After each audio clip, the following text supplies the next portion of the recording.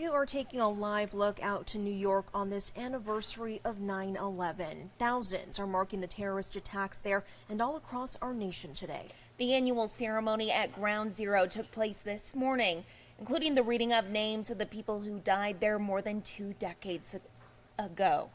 And today we remember the 2,977 people who were killed in those attacks and the many others who would die afterwards and continue to make the ultimate sacrifice. Now we know Vice President Kamala Harris was there today while President Joe Biden was in Alaska. The president just addressed the country on this 9/11 anniversary. Listen. I join you on this solemn day to renew our sacred vow, never forget, never forget. We never forget.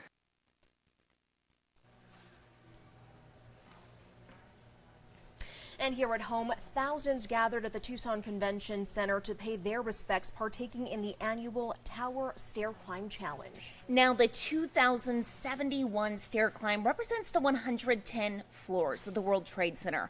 Our very own Jack Cooper was there and participated in that event.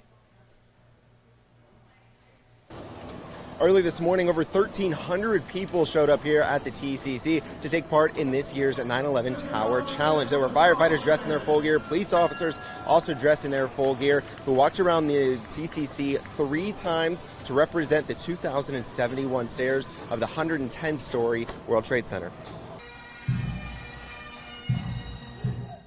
This is an event that happens every single year. Things got going at about 7 o'clock this morning. It was started by, there was a video, some music playing the national anthem, and then there were some speeches and a presentation as well. And then about 30 minutes after that is when we all started climbing those stairs, and I actually did it as well. And not that anyone ever said that doing this would be easy, but let me tell you, it's not easy. So you can just imagine there's police officers here and firefighters that were in full gear doing this, so you can imagine what they had to go through as well trying to finish this, and even what they had to go through 22 years ago, those brave men and women. And leaders say it's events like this that helps make sure we never forget. We're Americans and we have our freedom, not like other countries. In that day, we had our freedom taken away from us. So it's never forget, and we'll never forget. Now, it took folks just about an hour, maybe a little bit less, to do 3 laps around the TCC, and there were some people that decided to do 10 laps around the concourse since they couldn't do stairs. Reporting at the Tucson Convention Center, Jack Cooper, back to you. And switching gears, now we will bring in First Alert forecaster Allie Potter with a look at our weather. Allie, got a lot cooler today after the last few days. That was a warm weekend. I mean, how would you think that, 102, 103 is considered cool? Because 111 today, today. Yes. Thank goodness not today. Like, wait a not minute. today, yesterday. It felt like noticeably hot. It was bad. Yeah. It was. Yeah. I will say this: I took my son to the zoo yesterday, and I know we really trooped it brave, out. yeah. I promised him that we would go, and he's like, "Mom," and I'm like, "All right, got to keep my word." So I figured we'd be there for like 5 minutes. No, all the animals were out. In this heat, they loved it. And then you can't tell them you have to leave. Right. He's like, Mom, the animals are here. If they can do it, I can do it. At least the animals enjoyed the heat. Right? Well, the good news is we are picking up some rain on our radar. Take a live look at this. Of course, Tucson, not so much. Just dealing with some cloud coverage right now. For today, Tucson, though, saw Rita seen a little bit of moisture parts of the Benson area, but specifically Cochise County. Lucky you. Bisbee, parts of Douglas, a little bit of Tombstone, Sierra Vista, Nogales, Wilcox, and so far, when it comes to the rain totals, we're not exactly where we should be for this time of the year. However, we're close, and I know it's been a pretty dry monsoon. It's just really, literally has come in waves, Yeah. We should be around that 5-inch mark, ladies. However, we're around that 4.5-inch mark, but hey, we'll still take it. Not too bad. We are expecting more so rain in the forecast. Nogales has got to get with it. Look way behind where we should be, and Sierra Vista. And I know a lot of folks from Sierra Vista are like, hey, you guys are talking about rain and we're not getting any. And that's literally what that shows, those numbers there. There is rain in the forecast, though, for mostly Cochise County for today. Partly, though, in Tucson, but on tap, that 103-degree mark. So, like we mentioned, a lot better than that 111. We broke some records over the weekend, but that record for today is 107. So the good news is we're not in record-breaking territory, but we, of course, are still above average. Taking a live look on Tuamamoc Hill, not too bad. There was someone actually taking a walk just a few minutes ago. Braving the heat. Exactly. I'm like, all right. Hopefully you have some water with you there. 102 for Tucson, 77 for Sierra Vista. That rain that we were seeing a little bit ago, it's cooling things down there. 101 in Stafford, 103 in Marana, 86 degrees for Bisbee. That ridge of high pressure, that's really what brought us those record-breaking temperatures this past weekend. And in fact, last week as well. That has since moved off, and now we're greeted with that low-pressure system. But once again, that high-pressure system will be building, be back in the forecast before we know it come the weekend. So tomorrow's forecast, 97 degrees for Tucson, so the 90s. So happy to say they're back in the forecast. 30% chance for rain in Tucson, 89 if you're in Sierra Vista with a 50%, 94 for Nogales with a 30, and a 40% for Douglas with temperatures in the 90s. Now, just keep in mind, we were at 111 yesterday. Yeah. And we're just diving down to 97 degrees. I don't think anybody is complaining though whatsoever. That 30% chance still sticking around though for tomorrow, and a 10% for your Wednesday. But the good news is we're still keeping with the 90s trend, so we'll take it. Glad to say triple digits are not in this 70. And weren't we supposed to see 100 degrees like early next week? Yes. But that has been Correct. downgraded. Yep. Hey. Yep. Around that 10 o'clock hit we did this morning, Yep. there was 100 degrees. However, it's trending downward. So I love it. I'm happy to say that we're cooling down. So Yeah. hopefully, fingers crossed, we keep this trend going. Awesome. We will Thank you so take much, it. Allie. Absolutely. Well, as Allie just mentioned, the monsoon has been on pause. We've kind of seen it come in waves, but our very own John Macaluso, he spoke to one local professional who's really feeling the impact. I'm John Macaluso outside the 13 News studio, and I talked to a local rancher who was concerned about how much water he's gotten this monsoon. We've got that story coming up in our 6 p.m. newscast.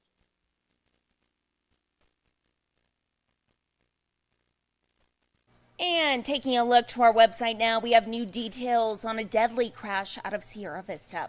Police say 17-year-old Zachary Teller is dead after being hit by a vehicle over the weekend. The crash happened near the intersection of Highway 90 and Industry Drive. Now, after receiving several calls about the incident around 8:15 p.m., the first Sierra Vista police officer arrived on scene just about 5 minutes later. That officer called for additional support, but Teller was pronounced dead on scene. Police are still investigating exactly how this happened. As soon as we learn more, we'll update you on air, online, and right here on 13+. And a man in Pinal County is behind bars after sending large quantities of drugs through the mail. PCSO says detectives watched 36-year-old Gabriel Beltran Lopez drop a package off at a local UPS store. Detectives then intercepted that package, discovering it contained 1 kilo of powdered fentanyl that you saw there. After serving 2 additional search warrants the following day, detectives discovered 2 additional kilos of powdered fentanyl and 6 kilos of cocaine. That much powdered fentanyl could make up to 3 million fentanyl pills, resulting in a street value of at least $15 million. The suspect had been shipping bundles to New Hampshire, New York, Pennsylvania, and Nebraska. In health news now, the Food and Drug Administration approving updated COVID vaccines from Pfizer and Moderna today. The approval puts the shots on track to reach Americans within days as hospitalizations from the virus rise. The new vaccines target new variants of the virus and are approved for people 12 years and older. They are authorized under emergency use for children 6 months through 11 years old. Now, although the vaccines are not available quite yet, a CDC advisory panel is scheduled to meet tomorrow to vote on a recommendation on the use of those shots. We'll make sure to update you on what comes of that. And the search continues today to find those who might still be alive after a devastating earthquake in Morocco. As of this morning, the death toll has now reached more than 2,600 and thousands have been injured. The 6.8 magnitude earthquake hit Friday night, and since then, nearly 300,000 people have been displaced. And many of those people with nowhere else to go have had to sleep out in the cold the last 3 nights. It is the deadliest earthquake in Morocco since 1960, when more than 12,000 people were killed. President Biden expressed his sadness while on a visit in Vietnam yesterday and said the U.S. is committed to providing Morocco with any necessary assistance. And here at home, there are some local impacts from that earthquake. Take a listen. I'm J.D. Wallace in downtown Tucson in Barrio Viejo after speaking to a man from Morocco who's going to speak not only about his ties to Marrakesh, but also the similarities between the construction here in Barrio Viejo and in Marrakesh. That's on 13 News, live at 3 and at 5. And switching gears now, check this out. The jackpot for tonight's Powerball drawing is an estimated $522 million. That's the third largest Powerball jackpot of the year. The cash option lump sum payout value is $252.4 million. This comes after there were no tickets matching all 6 numbers in Saturday's drawing. Now, that drawing did produce winners, though, more than 1 million of them across the country.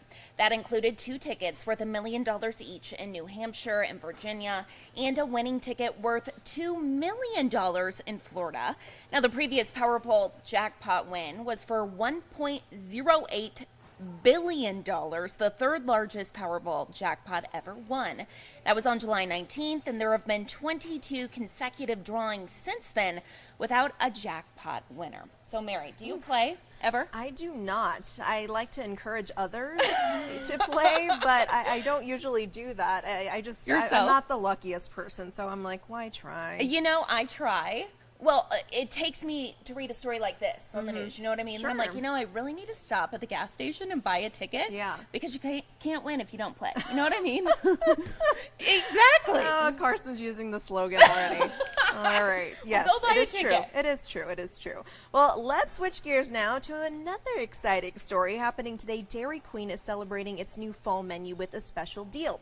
Today through September 24th, the restaurant chain is offering small blizzards for 85 cents through the DQ app at participating locations. That is right. That time finally here. All Blizzard flavors are included in the promotion, including Dairy Queen's 7 fall flavors, just to name a few: pumpkin pie, snickerdoodle cookie dough, caramel fudge cheesecake. I mean, they all sound so good. And as Allie was saying, we're about to cool down a little bit. Yeah. But before then, if you want to head to DQ, get yourself a little treat to cool down. I mean, today's the day. I mean, why not? We're going to be in the 90s, so I think it still calls for Exactly. ice cream. I think ice cream year-round. You know, There's nothing wrong with it. I'm right there with you. There's nothing wrong with it.